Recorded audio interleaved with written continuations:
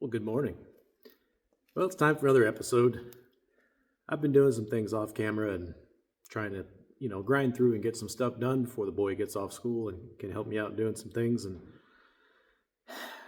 sometimes you just love being a car guy. I love it. It's like being a trout trying to swim upstream. I knew this truck had rust going into it. There's spray foam and Bondo covering holes. I told the boy we'll drive it and we'll fix stuff as we go. So if we got a week between a show, maybe we'll do a cab corner or, just kind of fix it as you go kind of thing. Well, I'm trying to get this thing registered so that I can teach him how to drive a stick. He's coming up time to get his permit soon, and I want him to be driving a manual, and I want him to be driving a long bed pickup. Just get the worst out of the way now. Then when he has a Kia Rio or something later, that it's cake. But to register this thing, I had a cracked windshield, so I had to get the windshield replaced. So you can see where the gasket's been glued in, and you start seeing these things, holes, which they don't go there. And crusty, crunchy, that's not chunky peanut butter, that's metal. And glue, glue, glue, glue, glue, and a big hole. And I'll take you to their side. Another hole. Doesn't look too bad down here, but it looks like some junk started getting behind the gasket, and it's just bad. It's pretty bad. So took this thing to get a windshield so I could get the little inspection thing done, so I could get tags and do the legal thing and drive around with license plates, because you're supposed to do that. And this is what I'm presented with. So I'm gonna give him the good news, just like every dad would. Kind of excited about this. Gonna crush his dreams a little bit so we can feel it. Feel what all the car guys are feeling when you get your dreams crushed halfway through a project, and then you got to figure out how you're going to fix it. So I'm going to lay him a few options out and see what he decides. I was hoping to have this thing that just solid in driving. We were just going to start teaching this boy how to drive, but I might be teaching him how to figure out how to get a cab off. I've got a few cabs that I found somewhat locally. It's hard to find stuff that ain't rusty close. If you know one, let me know. I'm always looking for some cabs, always looking for GM transmissions and motors and things. If you got something hiding away and you want to get rid of it, let me know down there in the comments. Anyways, I'm going to work on cleaning this up a little bit so I can get a better view of what I'm looking at. And when I go get him from school, break the bad news and see what he wants to do. So I got something else wrapped up. I didn't show any of this process because this is not something I normally do. Kind of embarrassed of it actually, but I did a thing and we're a step ahead. So I'll just show you what I did. The windshield channel that was completely rusted out, all the things I made not rusted out. It's still drying. I added some paint to it to help this seal it, help the gasket adhere. I'm using Rust Reformer, the official paint of the YouTube channel Ogre Speed Shop. Like Frank's Red Hot for him, he puts it on everything. But that's what we have here, and conveniently it matches this, whatever this paint is, single stage, flat black, whatever. So that's handy to know. For the time being, to cover up these spots, I'm just going to have to spray that. But most of the channel's done. I got paint drying up here and around the side, but as you can see, there's no more rust in there. Yep, there's a little bit chunky stuff, but it's sealed and it will work just fine. Didn't use body filler or any of those kinds of things. Calm down. So that's going to get the boy to get a windshield in this truck and get us back going again. I've also been playing around with other things in the meantime. I've got the steering column going, which that'll come up later in the video. I got a fan shroud around my fan. I had some, well, if you saw it before, it was just this little piece on the top, and the fan was like 3 inches too far back. So I was going to get a spacer to put the fan up in where the half shroud was, and I was at my favorite junkyard, Mad Samples, yesterday. Not really a junkyard, but they have a lot of stuff, and I like parts, and I recycle things. So I picked up this fan shroud. It's made for a, 81 to 87 square body with the 350, which is what I have. And I believe, I'm going to get my facts wrong on this, I believe that the 350 has a little bit taller radiator than the one that I got for a factory replacement for the V6. But the V6 one's what I got, and that's what's in there. It's already filled with fluid, and I'm not buying another one. I say that because my mounts and everything fit and go right over top of this radiator, but this fan shroud comes up just a little bit higher. So where this bracket was on here, I cut it off.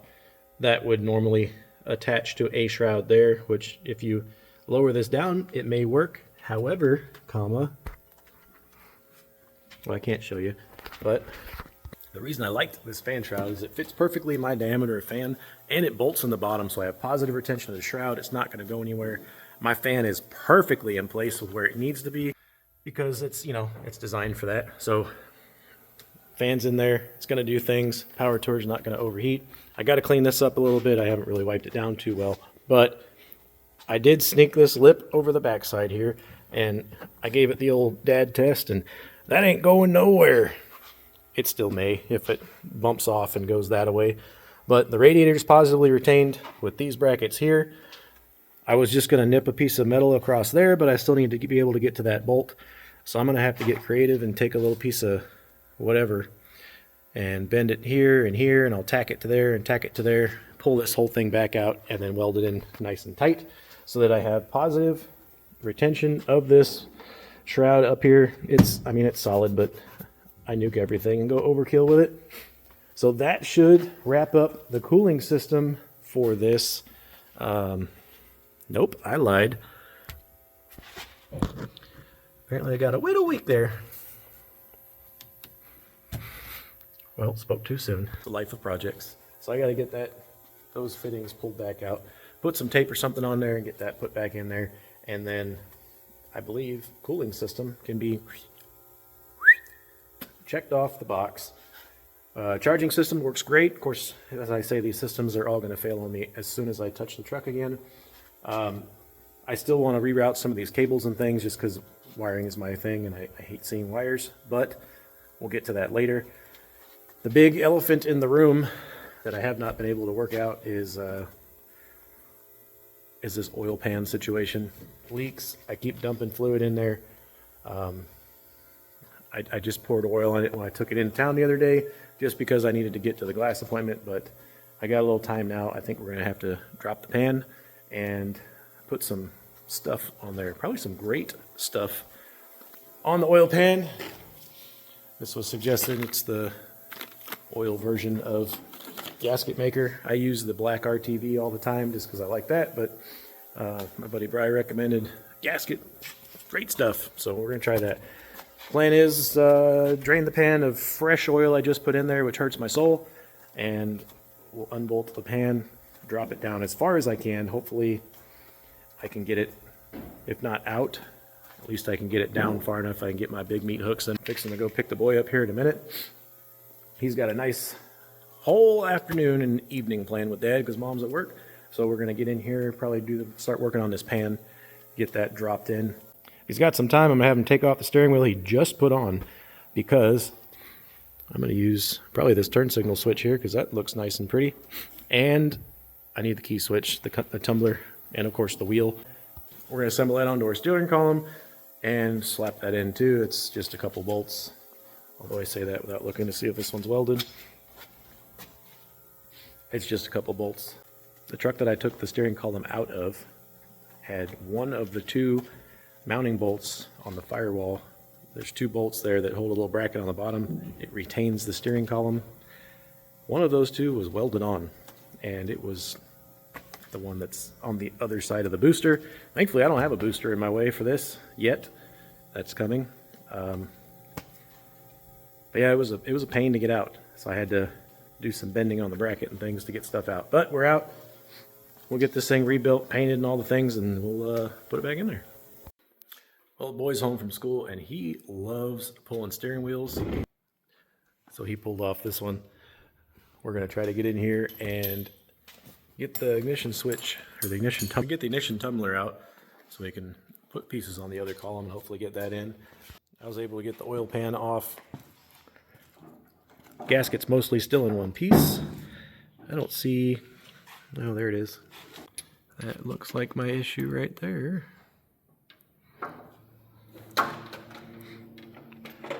I think this might be the wrong gasket for what we need to do. That might be the problem. So, yeah, have to look into that. Took the oil pan and kind of hammered the rail smooth. A couple of the bolt holes where I had tightened up were a little bit not flat. So I flattened those out with a ball peen hammer and a block of wood. Got that, so I guess it's flat. And I put some great stuff all around the gasket on the oil pan side and then on the engine side.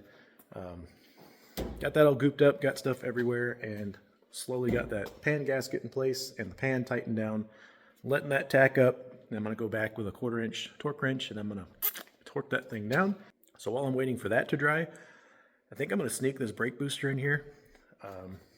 It's a lot to explain to the boys, so I figured I'd just do this while he's at school real fast. Maybe a manual brake master cylinder. I mean, it looks like it's the factory one. It still has the tar on it. So I'm assuming that's the master that came with the truck. But just in case, I've got a new one on the shelf that's for power brakes. The bore's different, and anyways, there's some differences in it. But for now, I'm going to run this master because I don't want to go through that whole process of bleeding in brakes when I've got to move this truck in a couple days.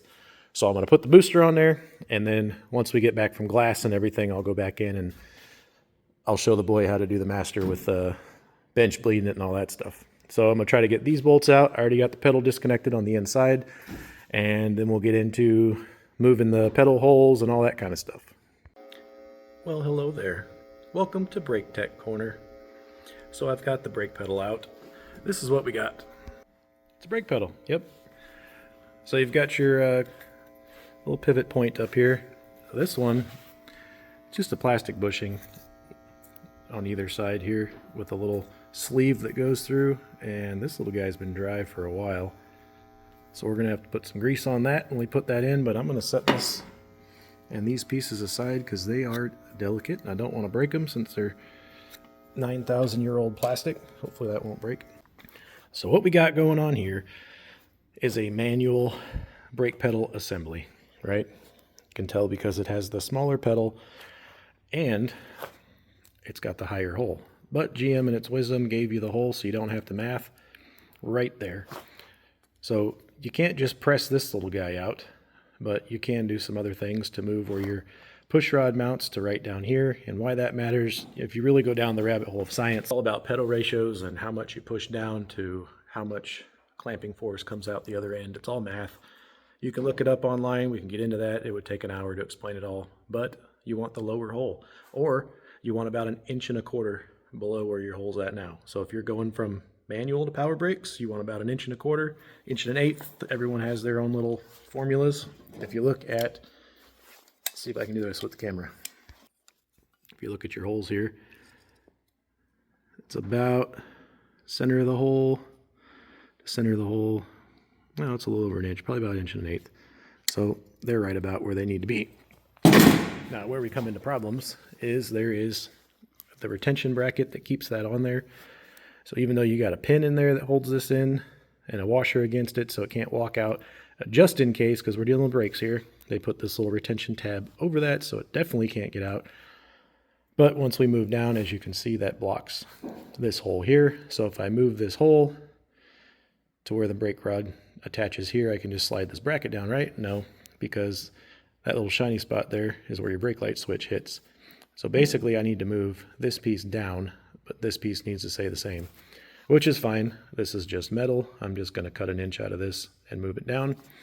And I think in my drawer from some time long ago, I think I still have this hole-sized little clevis pins that sit in there. And if I do, I'm just going to tack one of those guys on there. If I don't, I'm going to have to make one out of a bolt or something and try to make this work. Yeah, so I'm going to start doing that. Hopefully I can find this piece and start getting welded.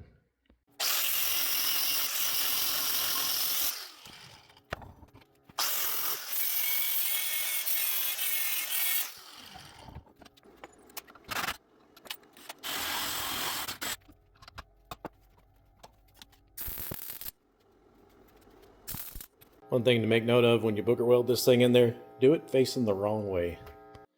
Do it again. All right, I got the back side of that bolt welded in there. Cut this bracket, cut 1 inch of it out. So now I've got 3 pieces here. This piece we're not going to need anymore. Put the bolt back in here just to get my spacing. And this is going to be my retention bracket. Got a bolt here to space that up. Got a little bit of movement in this bracket. So I'm going to try to center it up. And best I can, you know, it's government work.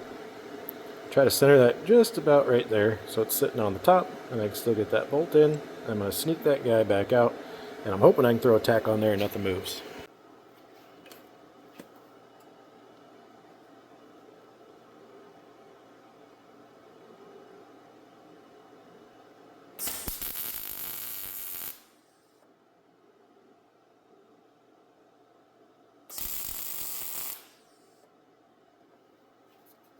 Great success. Now that I've got the mock-up with the dimensions I need, I can kind of take this stuff out of the way and I can get back down here and weld on that nice and hot.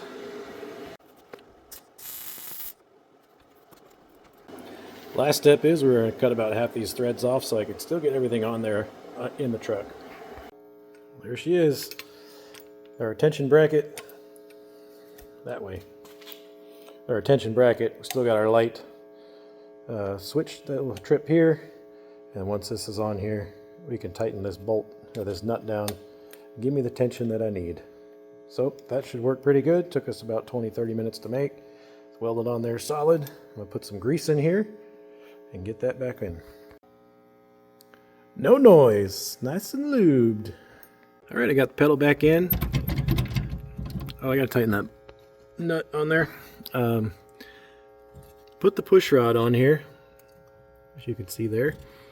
And there's the washer that came on the other side of the push rod. I put that back on there so it can't bind. And then I tighten this nut down.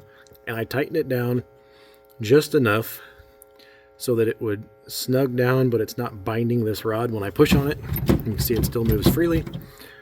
Then I put my retention cap guy, little bracket deal over top. Ran this bolt through and tightened it up. And pulled my stop switch out. Pedal goes all the way up. And I push the stop switch down so it just engages. So I've readjusted that. And I don't seem to have any binding. There's a click out there that is my push rod pushing out because I don't have the master on yet. But that seems to have pretty good travel and seems to be doing pretty good. So I'm in the lower hole and that's going to give me the right throw and the right math, whatever. This will be the right way to do it. All right, moving on. Well, hello there again. Been messing around the last few days, had some problems with the windshield, been working on that while I got stuff drying and doing things between paint and all the deals. I decided I'd work on the steering column a little bit.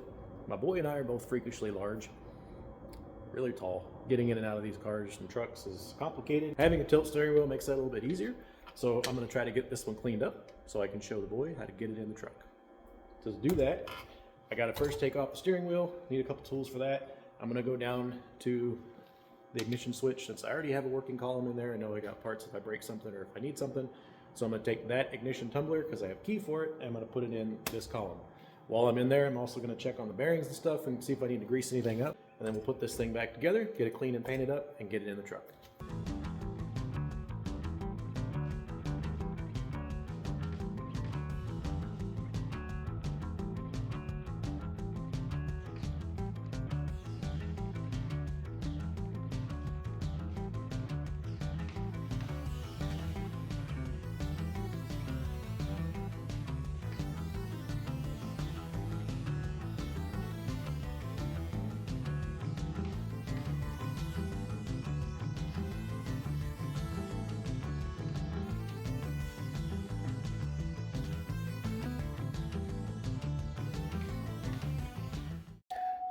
So once we get this far into it, you can start seeing some of the components of what's going on.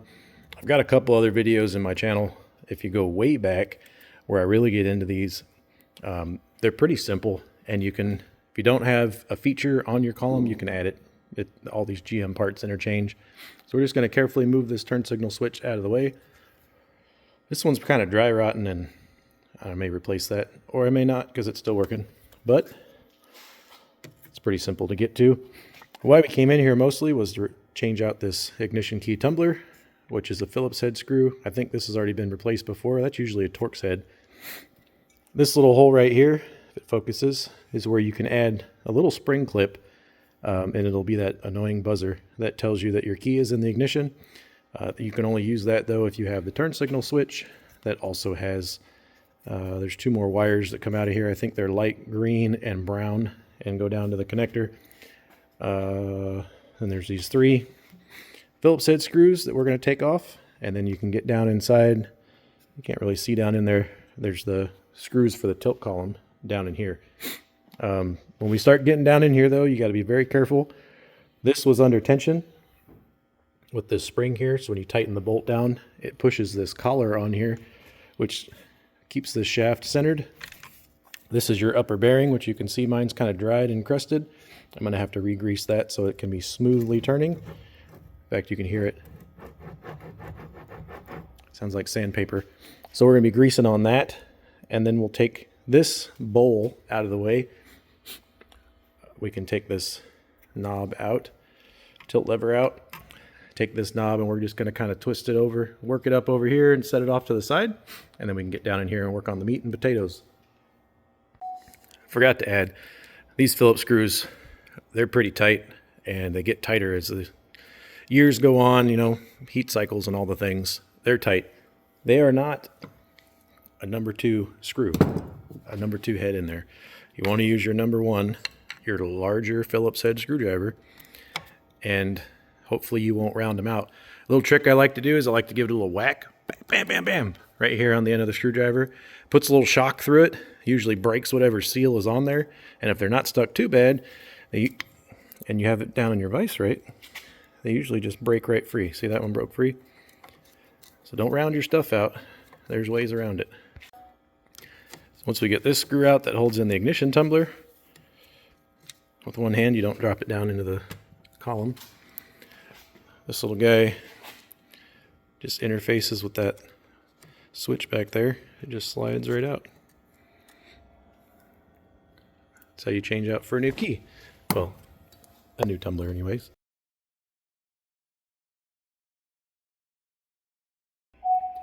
All right, well, the next step is to take these 2 little pins out, one on either side, and then this whole assembly comes off, and then you can get down to the screws down inside and tighten those up.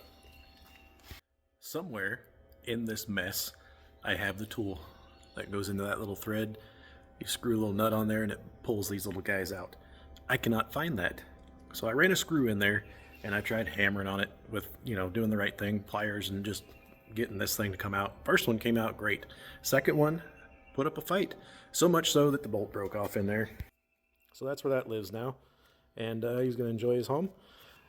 So we're not going to get to tighten those down. Those are as tight as they're going to be. I may see if I can get a socket in there and tighten on those 2 and snip this little guy back in there, and that's going to be it for the day. I will cover this little bearing though. Ooh, somebody left their hair in there. Perfect. Yummy. Anyways, I will cover this little bearing here once I get this wrapped up. Use the tool. It's like $11, and you may buy the tool and use it 3 times in your lifetime, but that $11 is worth every second of not doing what I'm doing. All right, this little step here is kind of critical, how this comes apart. You got this little guy that goes on top, and then there's like a cone race under that. If I can get it off.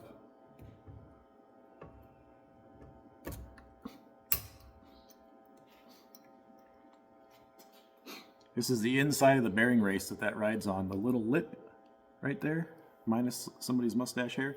That little lip goes facing up. And then inside here, hopefully yours is together. Be very careful when you take this out. I'm not even going to do it.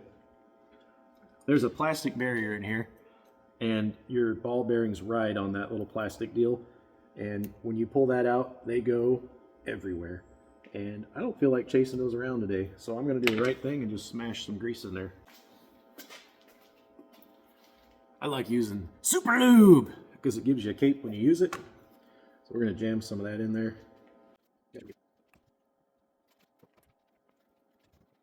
Clean this race up a little bit, off the old grease. And we'll stick that back in there to help work that grease in the bearings.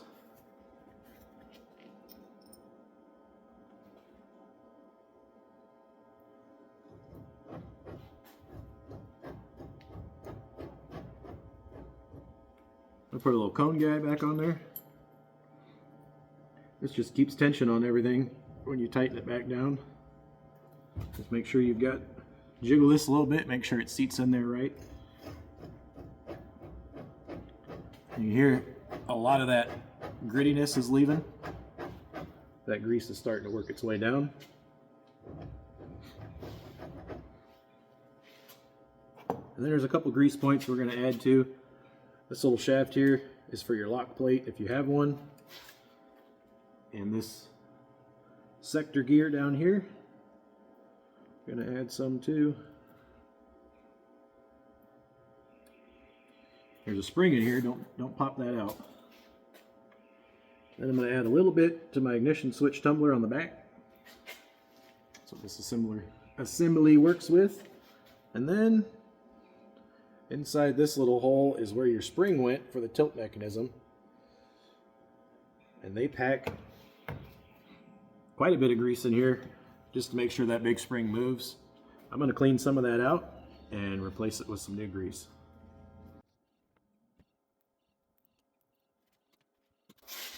Now we can put this cap back on. This is under a whole lot of tension. And when I say a whole lot of tension, I mean it. Get your face out of the way. Make sure you're clamped down well. And there's these two little lock tabs on here. You want to drive into these holes. We're going to push it all the way down, and then it should turn over and seat. Don't just let go of it if you're not seated in there. You won't find it. It'll go into next year. Lever back out.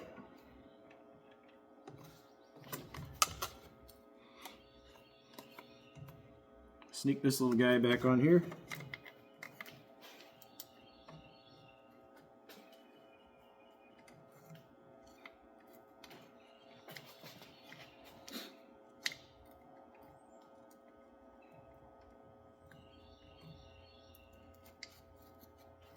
You gotta make sure you line up your little pin that comes up with that hole right there.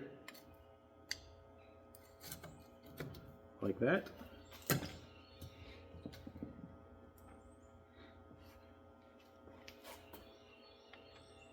Get these screws in.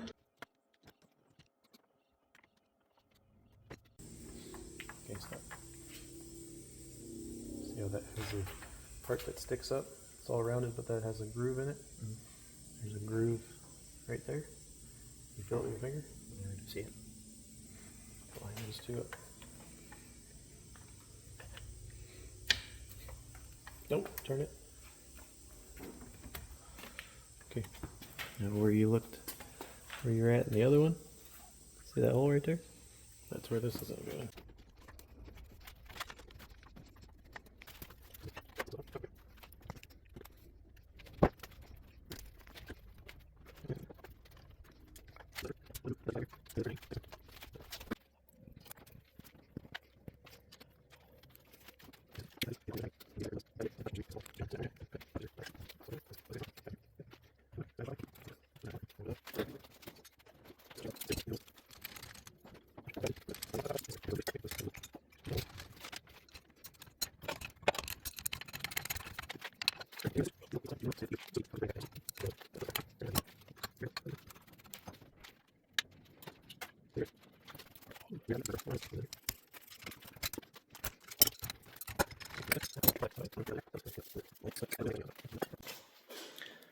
So kind of had to go off camera for this, but we ended up pulling the steering column out.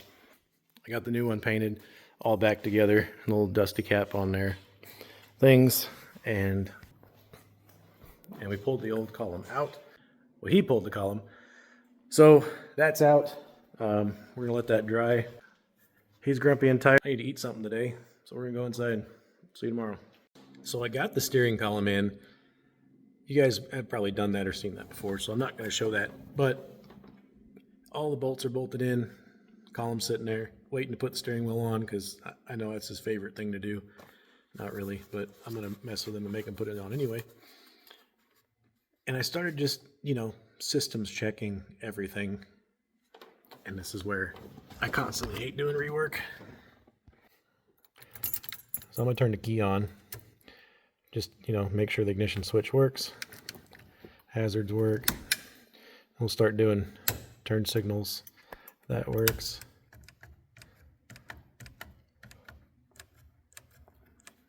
Well, you can see it's moving that half of the switch, but not the other half of the switch.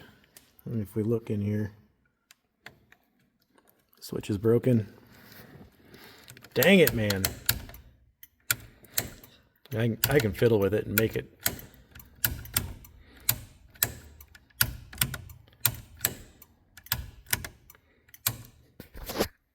I don't know. It's close.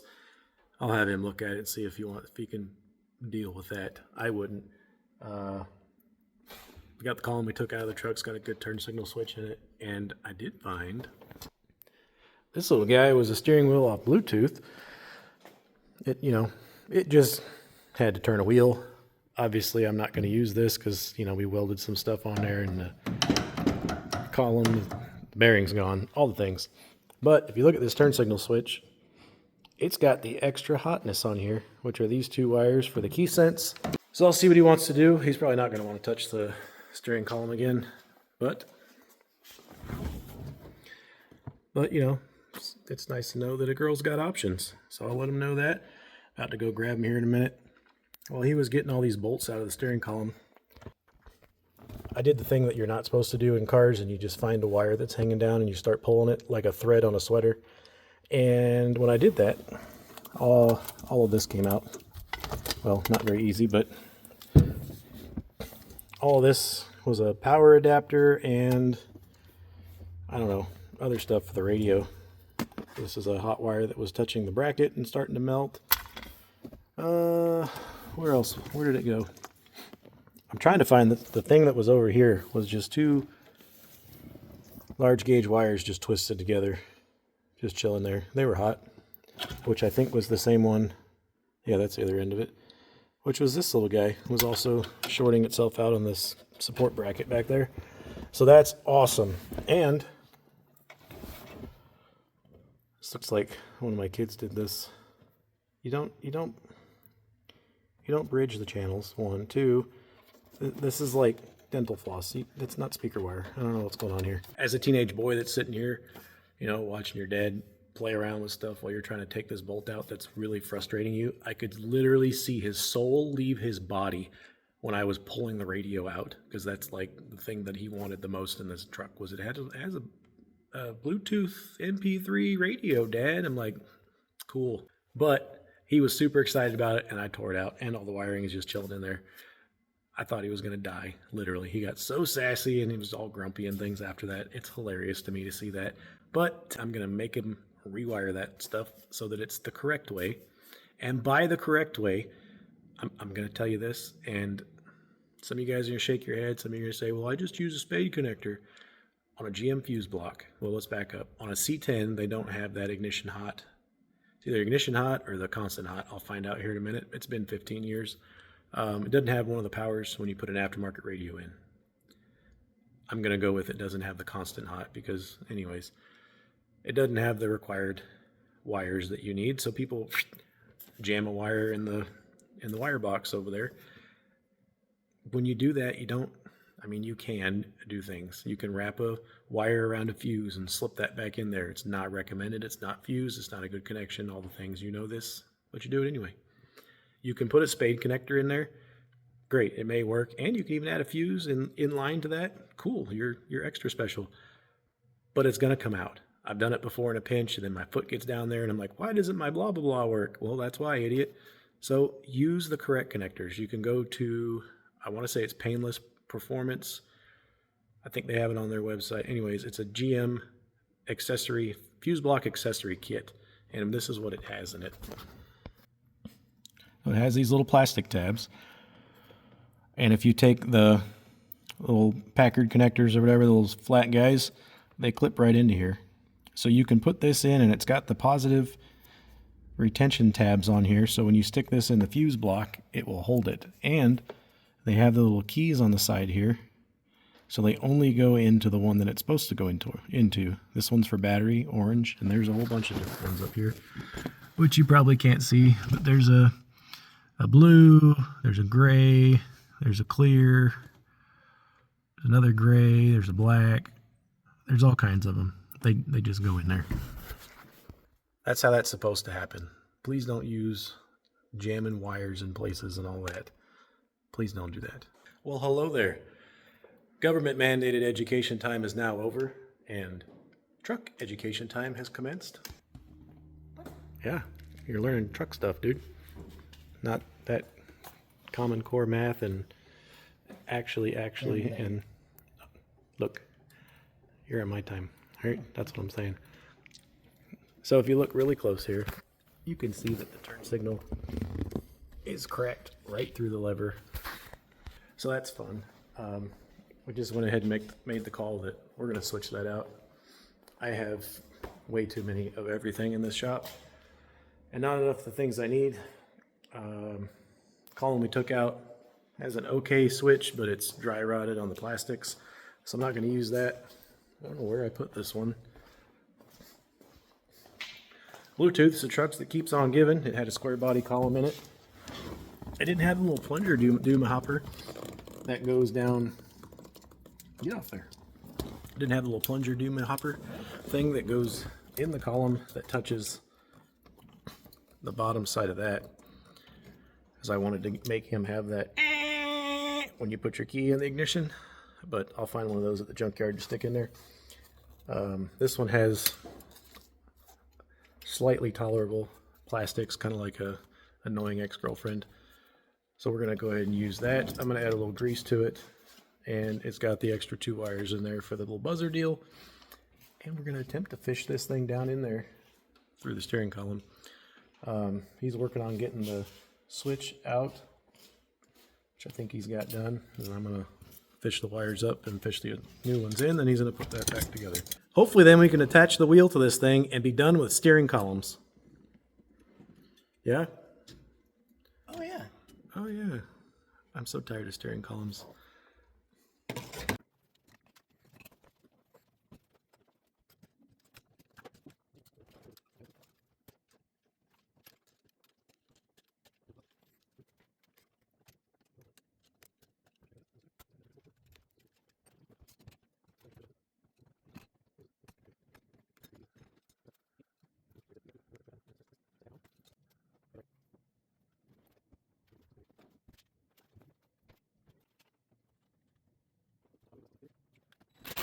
Okay, Davey. Impact. So this works, but that So, now we don't know if we have a... What'd you do? put the wheel on. And? The steering wheel and the trim pieces and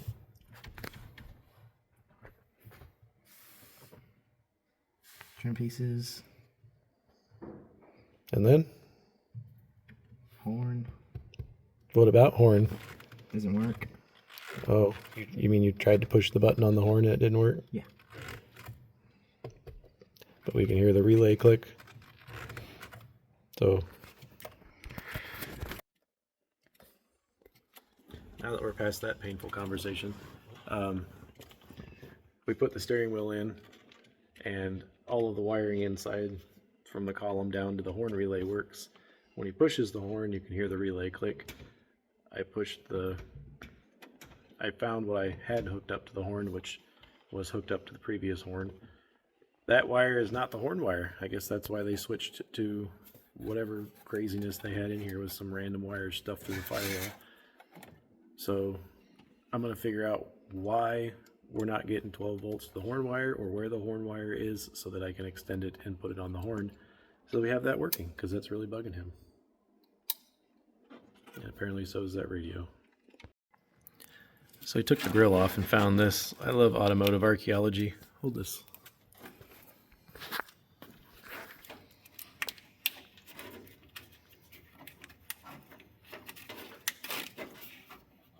I'm guessing that this is my horn wire. Here, I don't know why at some point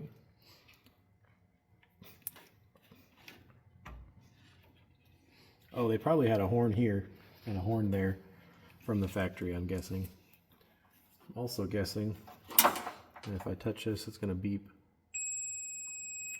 There's my horn wire. So to fix this, I should be able to touch these two wires together.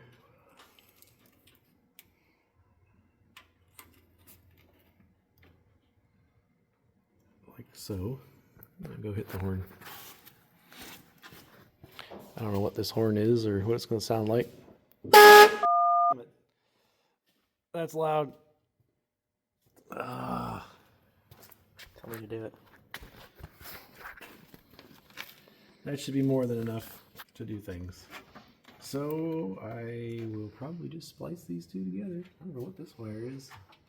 Extra stuff that he's got in here. I love when people get wiring. My favorite. Especially when you got random wires that don't go anywhere. I'm gonna connect that. Well, that was fairly simple. Horn works. It sounds horrible. And just a wire that got cut or something 72 years ago that we fixed. Grill's back in place.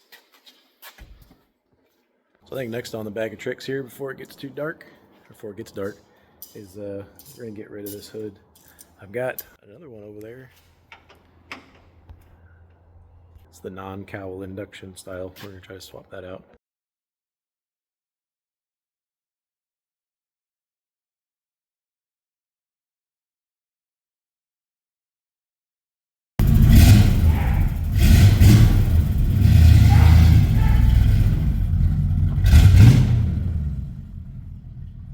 Well, I just yard drove this truck, and I must say, I have the wrong master cylinder on there. It puts your face right in the steering wheel, which is great.